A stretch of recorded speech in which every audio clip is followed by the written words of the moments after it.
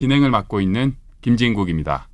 자, 오늘은 RFA 코리안 서비스 심층 취재팀 기자들과 함께 하겠는데요. 노정민 기자, 한덕인 기자입니다. 안녕하십니까? 네, 안녕하십니까? 반갑습니다. 네.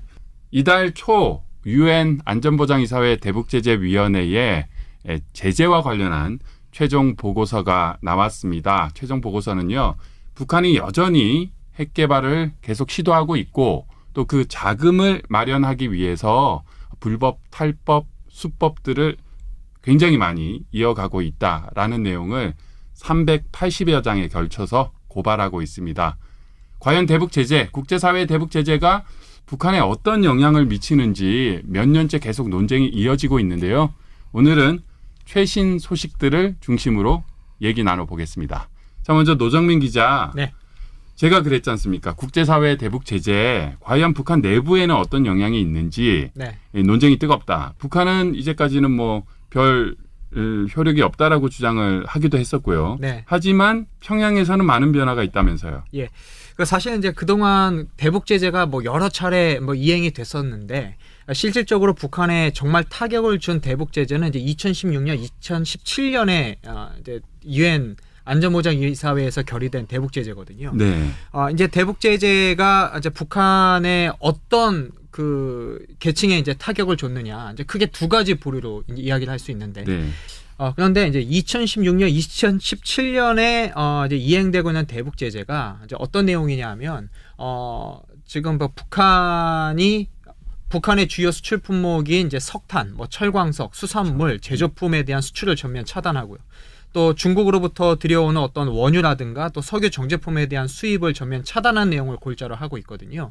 그러다 보니까 이제 대중 무역 수출액이 전년도보다 또 2016년보다 최대 90%까지 좀 떨어지는 그런 상황인데 결국 이것이 이제 북한의 어떤 돈줄을 틀어 막았다라는 이제 분석이 나오고 있습니다.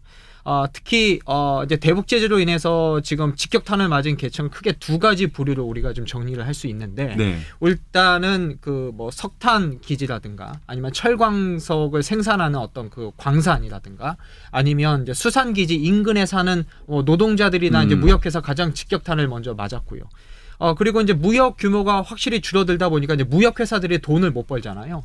근데 그 무역회사들이 지금 대부분 당과 어떤 군의 권력기관, 그 산하에 있는 무역회사들이거든요. 그러니까 무역회사들이 돈을 못 버니까 당연히 권력기관으로 돈이 흘러 들어갈 수가 없다 보니까 또 김정은 정권의 어떤 그 통치자금 줄이 완전히 끊어졌다. 이제 이런 분석이 좀 나오고 있습니다. 네. 그러다 보니까 역시 이제 권력기관 사람들, 특히 특권층, 부유층들이 지금 많이 몰락했고 그 사람들이 굉장히 지금 어려움을 겪고 있다. 이런 이야기들이 지금 전해지고 있습니다. 네. 평양에서는 이런 영향이 있다 그러고요.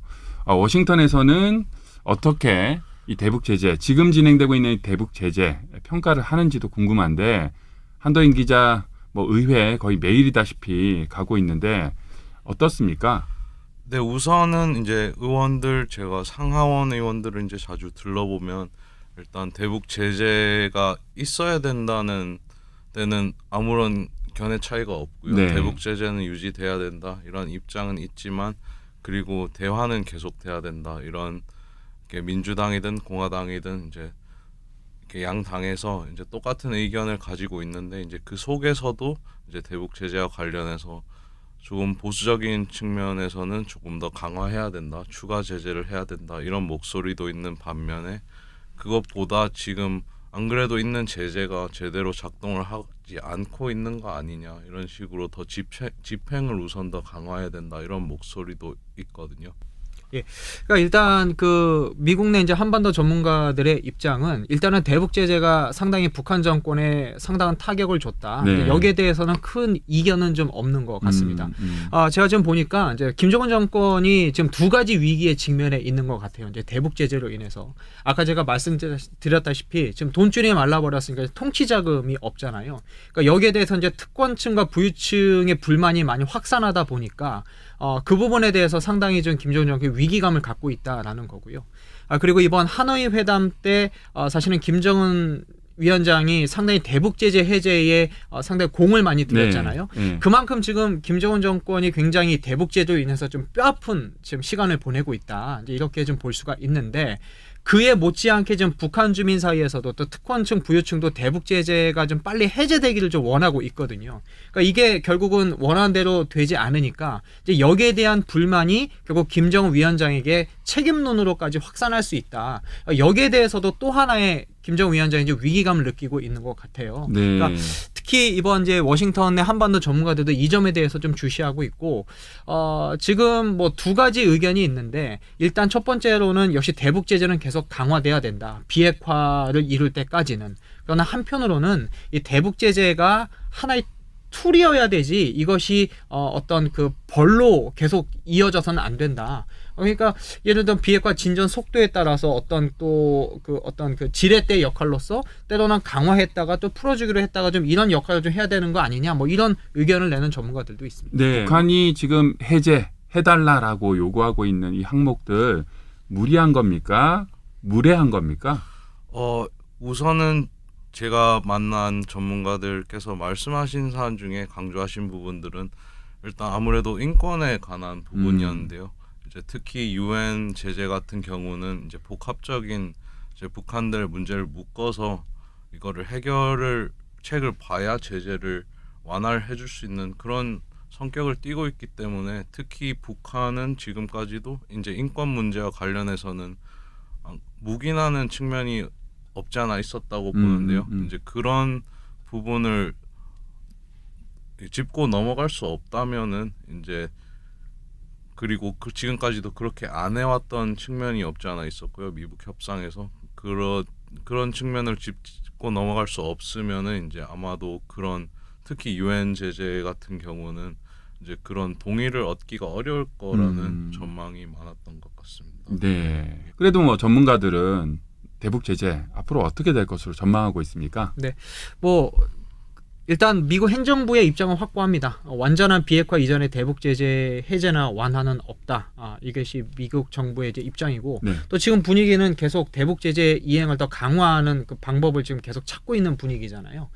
결국은 이제 김정은 위원장이 어떤 선택을 하느냐에 따라서 대북 제재가 또 해제될 수 있고 완화될 수 있다면 이렇게 볼 수가 있는데, 일단 그래도 대북 제재가 더 강화되는 거와 관련해서는 유엔 안전보장이사회에서 사실은 중국이나 러시아는 대북 제재를 좀 더 완화하고 해제하는 분위기로 가는 거잖아요. 네. 그러니까 여기서 좀 더 강화되는 거에 대해서는 아무래도 좀 그런 그 외교적인 좀 어려움이 있지 않겠느냐, 뭐 이렇게 보는 전문가도 있습니다만, 제가 요즘 이제 대북 제재 특집을 준비하면서 이제 전문가와 대화를 나누면서 하나 인상적인 이야기가 좀 있었어요.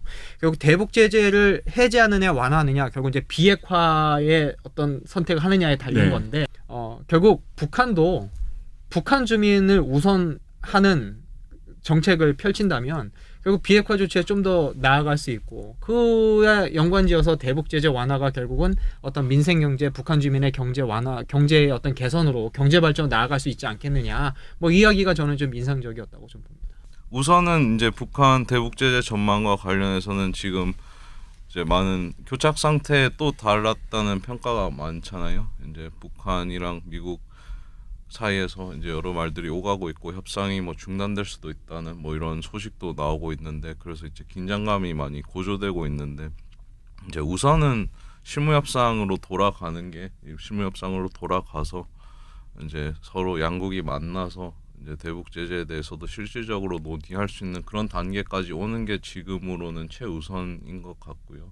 이제 지금은 그것마저도 불투명하기 때문에 일단 대북 제재는 계속 유지될 걸로 보고요. 이제 더 집행에 집중하고 제3자 제재나 이제 북한의 불법